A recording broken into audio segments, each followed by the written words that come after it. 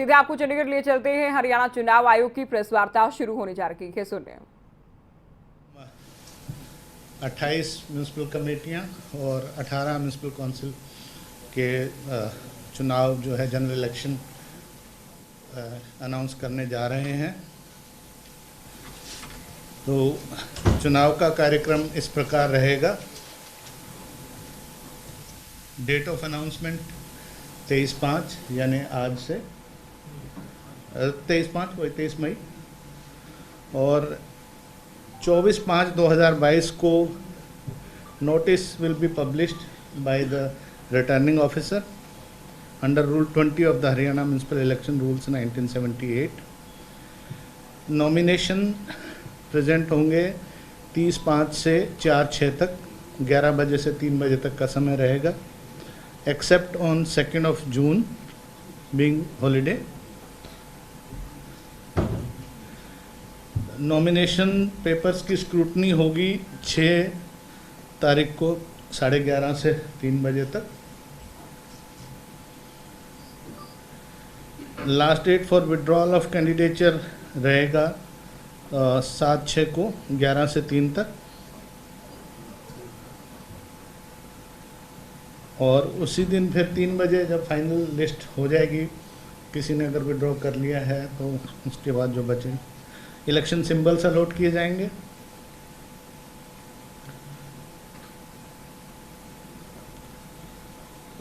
सात 6 को ही फिर जो इलेक्शन जो कंटेस्ट कर रहे होंगे जो उम्मीदवार, उनकी लिस्ट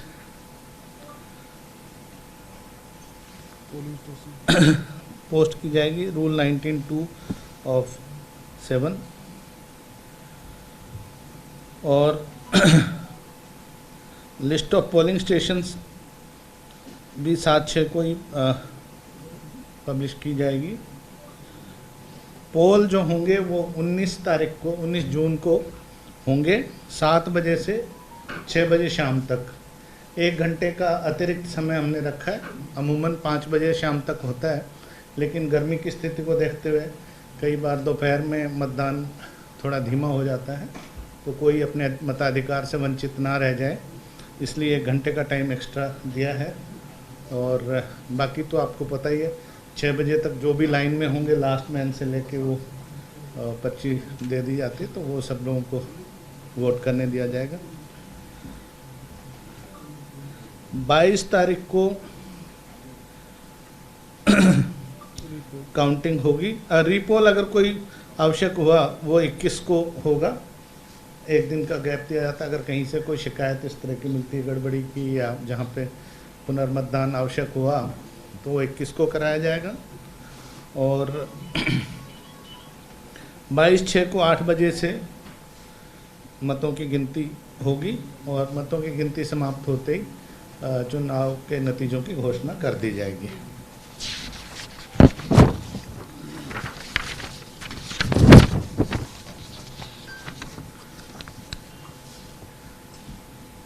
जो नॉमिनेशन की जो फॉर्म और फॉर्मेट ऑफ एफिडेविट वगैरह है वो कमीशन की वेबसाइट www.sccharyana.gov.in पर उपलब्ध रहेगी।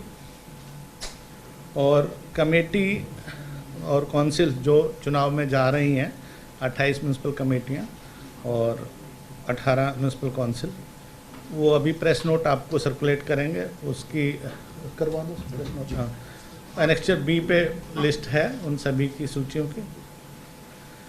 इसके अलावा जो सरकार से हमें जो रिकमेंडेशन आई थी 50 की, उसमें से म्यूनसिपल कॉरपोरेशन फरीदाबाद और 3 नई कमेटियां हैं, बारडा, बादली और सीवन। उनका चूँकि अभी वार्डबंदी तो हो गई है, उनका मतदान जो उनके वोटर लिस्ट का जो इलेक्टोरल रोल रिवीजन का कार्य अभी शुरू हो रहा है, वो 2nd फेज में लिया जाएगा। जहाँ तक आदर्श आचार संहिता की बात है, मॉडल कोड ऑफ कंडक्ट की, तो this has come into being right from now with the announcement of elections. और आज सुबह मैंने मुख्य सचिव और सभी अन्य संबंधित अधिकारियों के साथ बैठक ली है 11 बजे, और उसमें सभी से ताकीद भी कर दी गई है, सभी को हिदायत भी कर दी गई है कि मॉडल कोड ऑफ कंडक्ट की कोई अवहेलना ना हो, नहीं तो फिर पीपल्स रिप्रेजेंटेशन एक्ट के हिसाब से जो भी कार्रवाई बनती होगी वो आयोग उसके बारे में कार्रवाई करेगा। हाँ जी, इन 46 का जी हैं जी, 46 हाँ हैं जी। नहीं, इनका तो सब हो गया, इनका सब तैयार है, अब ये तो चुनाव के लिए बिल्कुल तैयार है जी। हैं जी, हाँ ये C1 जी, हाँ प्रश्न बाद में ले लेंगे। जैसा कि आपको विदित है, जो शैक्षणिक योग्यताएं जो म्यूनसिपल इलेक्शंस के लिए जो अनरिजर्व्ड कॉन्स्टिट्यूंसीज हैं उनके लिए प्रेसिडेंट के लिए 10वीं पास अनिवार्य है। हरियाणा स्कूल शिक्षा बोर्ड या उसके समकक्ष जो मान्यता प्राप्त बोर्ड हों उनसे। जो विमेन हैं, विमेन कैंडिडेट्स होंगे, 1/3 रिजर्वेशन है विमेन की, उन 1/3 10वीं नहीं, क्वालिफिकेशन विमेन के लिए 8वीं कक्षा पास है और SC कैंडिडेट्स के लिए भी 8वीं कक्षा पास है। SC हाँ प्रेसिडेंट के लिए, SC विमेन के लिए भी 8वीं कक्षा पास है। मेंबर अनरिजर्व्ड के लिए 10वीं कक्षा पास है और SC और विमेन के लिए 8वीं पास है। SC विमेन के लिए मेंबर के लिए 5वीं कक्षा पास है। सिक्योरिटी डिपॉजिट जमानत राशि जिसको हम बोलते हैं, म्यूनसिपल काउंसिल के लिए 3000 रखी गई है प्रेसिडेंट के लिए, और म्यूनसिपल कमेटी के प्रेसिडेंट के लिए 2000 रखी गई है। म्यूनसिपल काउंसिल के मेंबर के लिए 2000 रखी गई है और म्यूनसिपल कमेटी के मेंबर के लिए 1000 रुपये रखी गई है। अगर कोई अनुसूचित जाति से या महिला उम्मीदवार हैं प्रेसिडेंट के लिए म्यूनसिपल काउंसिल के लिए तो उनके लिए 1500 रुपये रखी गई है। म्यूनसिपल कमेटी के लिए महिला उम्मीदवार या अनुसूचित जाति से संबंधित उम्मीदवार होने पे 1000 रुपये जमानत राशि रखी गई है। सदस्य के लिए म्यूनसिपल काउंसिल के लिए महिला उम्मीदवार अथवा अनुसूचित जाति से संबंधित उम्मीदवार के लिए 1000 रुपये है और इसी प्रकार अनुसूचित जाति से संबंधित उम्मीदवार या महिला उम्मीदवार म्यूनसिपल कमेटी के मेंबर के लिए 500 रुपये रखी गई है। खर्चे की सीमा जो एक्सपेंडिचर लिमिट जो नॉमिनेशन फाइल होने से और रिजल्ट डिक्लेरेशन तक जो कैंडिडेट कर सकते हैं और उसका ब्यौरा उनको देना होगा। एक्सपेंडिचर रजिस्टर सबको इशू किया जाएगा जो भी कंटेस्ट में रहेंगे। वो प्रेसिडेंट के लिए कमेटी के लिए पहले 10,000 रुपये थी, अब 10 लाख रुपये थी, अब 10.5 लाख की गई है। म्यूनसिपल काउंसिल के लिए 15 लाख थी, वो बढ़ाकर प्रेसिडेंट के लिए 16 लाख की गई है। इसी प्रकार जो सदस्य हैं, म्यूनसिपल कमेटी के लिए 2.25 लाख रुपए थी जिसको बढ़ा के 2.5 लाख किया गया है। काउंसिल के लिए 3,30,000 थी, सदस्य के लिए उसको बढ़ा के 3.5 लाख किया गया है। सभी कैंडिडेट्स को अपने खर्च का ब्यौरा एक एक्सपेंडिचर रजिस्टर में रखना होता है और इलेक्शन की जब डिक्लेरेशन ऑफ रिजल्ट के 30 दिन के अंदर कंसर्न डिप्टी कमिश्नर के पास उन्होंने जमा करानी होती है वो एक्सपेंडिचर रजिस्टर डिटेल्स। अगर कोई व्यक्ति ऐसा नहीं करता है तो चाहे वो जीता है हारा है, जिसने भी कंटेस्ट किया है, अगर इलेक्शन एक्सपेंडिचर स्टेटमेंट उसको सबको देनी है, नहीं है तो उसको 5 साल के लिए अयोग्य घोषित किया जा सकता है आगे चुनाव लड़ने के लिए। अभी बात आती है एफिडेविट की।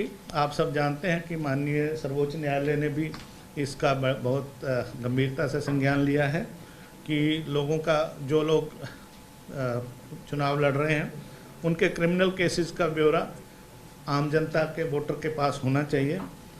तो अगर इसके लिए एफिडेविट वो सबमिट करेंगे जिसमें उनके क्रिमिनल एंटीसीडेंट्स कोई अगर हैं, किसी के खिलाफ कोई केस रजिस्टर हुआ है, क्या स्टेज है, वो बताएंगे उसमें। और इनको ऐसी डिक्लेरेशन को पब्लिसिटी देने के लिए 2 न्यूज़पेपर में, एक हिंदी और एक अंग्रेजी में, उस म्यूनसिपल एरिया में जो सर्कुलेशन हो उसमें भी पब्लिश किया जाएगा। फॉर्मेट C1 में जो है 3 डिफरेंट डेट्स में हाँ इसको पब्लिश किया जाएगा। Following the last date for withdrawal of candidature and up to 2 days before the date of poll. इन दौरान में 3 बार पब्लिश किया जाएगा। लास्ट डेट ऑफ विड्रॉल यानी कि जब कैंडिडेचर फाइनल हुई, और पोल की दिन से यानी 19 से पहले, मतलब 17 तक 3 बार इसको पब्लिश किया जाएगा। हाँ जी, हाँ जी। जो उम्मीदवार हैं उनको अपने क्रिमिनल केसेस की डिटेल लोकल टीवी चैनल पे या केबल नेटवर्क पे भी देनी होगी 3 डिफरेंट डेट्स को। रिटर्निंग ऑफिसर जो हैं इसके बारे में उनको फॉर्मेट C2 में नोटिस इशू करेंगे, रिटर्न रिमाइंडर इशू करेंगे अगर किसी का नहीं आ रहा है तो, ताकि वो उसको पब्लिश करें। अगर कोई पॉलिटिकल पार्टी का कैंडिडेट है, चाहे वो रिकॉग्नाइज्ड है चाहे रजिस्टर्ड है, रजिस्टर्ड अनरिकॉग्नाइज्ड है, उनको भी पॉलिटिकल पार्टी को भी उनके क्रिमिनल केसेस के बारे में सूचना दी जाएगी रिटर्निंग ऑफिसर द्वारा। हाँ, पार्टी को भी दी जाएगी, रिटर्निंग ऑफिसर देंगे।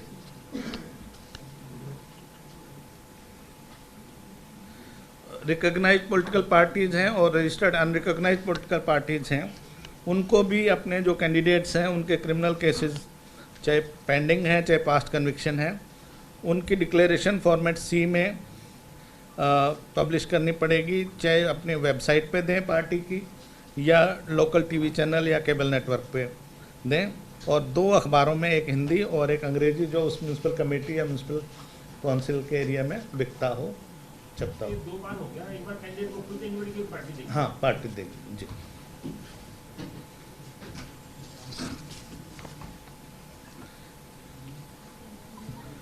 इस बारे में जो पॉलिटिकल पार्टीज हैं वो डिप्टी कमिश्नर को एक वो भी देंगे, डिटेल सूचना भी देंगे कि हमने जो रिक्वायरमेंट थी वो पूरी कर ली गई है इस मामले में। जो प्रेसिडेंट है म्यूनसिपल कमेटी का हो या म्यूनसिपल काउंसिल का हो, उसके लिए डायरेक्ट इलेक्शन होगा, यानी कि पूरी जो कमेटी या काउंसिल के सारे वार्ड्स मिलके प्रेसिडेंट का चुनाव करेंगे।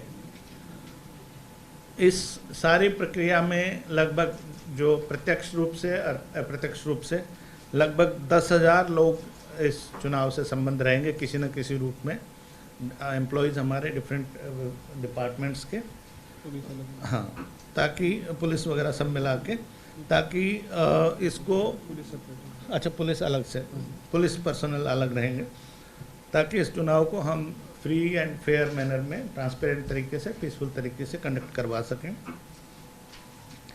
जो सेंसिटिव और हाइपर सेंसिटिव बूथ्स के लिए होम सेक्रेटरी को और डीजीपी को ताकीद कर दी गई है कि वो इनके डिस्ट्रिक्ट मजिस्ट्रेट्स उनको चुनाव करेंगे, सिलेक्शन करेंगे कौन से सेंसिटिव हैं, कौन से हाइपर सेंसिटिव है, और उन पे विशेष रूप से पुलिस बल की तैनाती रहेगी, बाकी जगहों पे तो रहेगी। चुनाव में जो एक और महत्वपूर्ण जो जानकारी मैं आपसे साझा करना चाहूँगा, इसमें हम M2 टाइप 4000 EVMs हमने डिप्लॉय करी हैं सभी डिस्ट्रिक्ट्स में। 21 ज़िले हैं जो इसमें कवर हो रहे हैं, केवल फरीदाबाद को छोड़कर। तो सभी में जहां जितनी म्यूनसिपल कमेटी या काउंसिल हैं उसके हिसाब से, रिक्वायरमेंट के बूथों के हिसाब से 4000 EVMs हमने M2 टाइप भेज दी हैं। उनका फर्स्ट लेवल चेकिंग बोलते हैं जिसको, मशीनरी ठीक से काम कर रही है कि नहीं, कोई उसमें कोई दिक्कत तो नहीं है, सारा वो हो गई है। Separate EVM shall be used for the post of president and member. Member के लिए अलग होगी EVM और प्रेसिडेंट के लिए अलग होगी। जो बैलेट पेपर मशीन में लगेगा उसमें प्रेसिडेंट के लिए पिंक कलर का होगा और मेंबर के लिए वाइट कलर का होगा। और जो कंटेस्टिंग कैंडिडेट्स हैं उनके फ़ोटोग्राफ्स जो है, जो बाकी पर्टिकुलर के साथ बैलेटिंग यूनिट में लगाए जाएंगे EVM के, और जो फोटोग्राफ पैनल में रहेगा, और राइट साइड नाम के आगे राइट साइड में उसको रखा जाएगा, जिसमें नाम, सिंबल और फिर उसका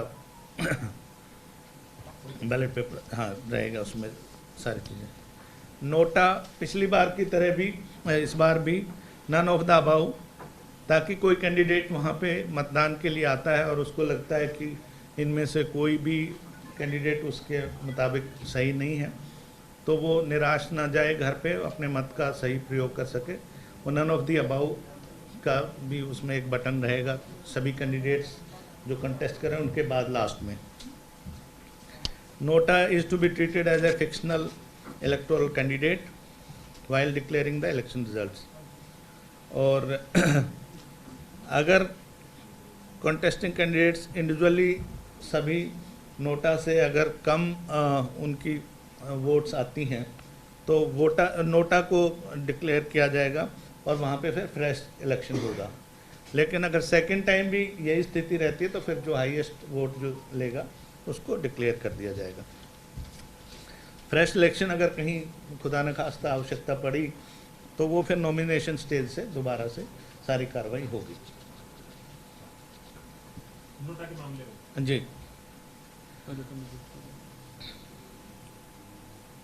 जो पहले जो नोटा से अगर कम वोट लेके जो कैंडिडेट पिछली बार के इलेक्शन में है तो उनको दोबारा से नॉमिनेशन नहीं भरनी दी जाएगी, क्योंकि उनको तो लोग फिर अगर नकार ही चुके। हाँ जी जी, जहाँ हाँ जी हाँ जी, इलेक्टोरल रोल वोटर लिस्ट की जहाँ तक बात है, विधानसभा का जो मतदाता सूची होती है 1 जनवरी को हर साल इलेक्शन कमीशन ऑफ इंडिया उसको रिवाइज करते हैं और 5 जनवरी को पब्लिश होती है। उसी को आधार मान के हमारी मतदाता सूचियाँ बनेंगी और उन्हीं को वार्डों में डिस्ट्रीब्यूट किया जाएगा। और अगर किसी व्यक्ति का मतदाता विधानसभा के मतदाता सूची में नाम है और यहाँ नहीं है तो वो संबंधित फॉर्म भर के और उसमें जुड़वा सकता है। चूँकि विधानसभा की मतदाता सूचियों का पुनरीक्षण का काम सारा साल भर चलता है, तो नॉमिनेशन के लास्ट डे तक अगर किसी का नाम उधर है और पहले वहाँ डलवाना पड़ेगा, अगर वहाँ नहीं है तो फिर तो कोई चांस ही नहीं है। अगर मान लो वहाँ भी नहीं है और गलती से रह गया तो वहाँ डलवा के नाम इधर भी जो last date of withdrawal of nomination है उस तक अपना इसमें चेंज करवा सकता है। Last date of filing nomination जी, इसमें हम इलेक्शन ऑब्जर्वर्स अपॉइंट करेंगे, जनरल, एक्सपेंडिचर और पुलिस ऑब्जर्वर्स, ताकि जो किसी तरह की कोई जिला प्रशासन के स्तर पे अगर कहीं कोई इम्पार्शलिटी की या इस तरह की शिकायत है या किसी कैंडिडेट या किसी पॉलिटिकल पार्टी की तरफ की शिकायत है या उनकी तरफ से कोई शिकायत है, उन सब को देखने के लिए इलेक्शन ऑब्जर्वर्स जनरल, एक्सपेंडिचर और पुलिस अपॉइंट होंगे। तो पब्लिक उनके नंबर पब्लिक किए जाएंगे और जिस संबंधित कोई भी शिकायत होगी तो वो पब्लिक उनसे कर सकते हैं। जहाँ तक वोटर अवेयरनेस का प्रोग्राम है, इसके बारे में आप सब लोगों के माध्यम से मेरी अपील भी रहेगी कि सभी मतदाताओं से अपील है कि वो बिना किसी जाति, बिना किसी धर्म और इन सब चीज़ों से ऊपर उठकर सही कैंडिडेट का चुनाव करें, ताकि वो अपना सही उम्मीदवार चुनें जो उनके विकास कार्यों का में आगे उनका मतलब साथ दे सकें और आगे बढ़ा सकें।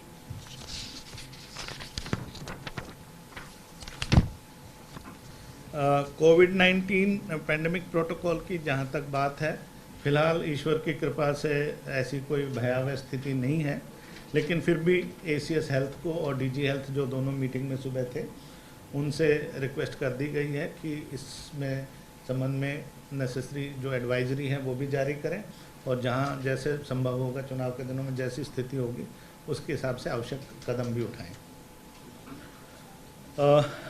पोल percentage of last general election कई बार आप लोगों के इंटरेस्ट की हो सकती है कि पिछली बार क्या पोल परसेंटेज थी, वो एनेक्चर C में दी गई है।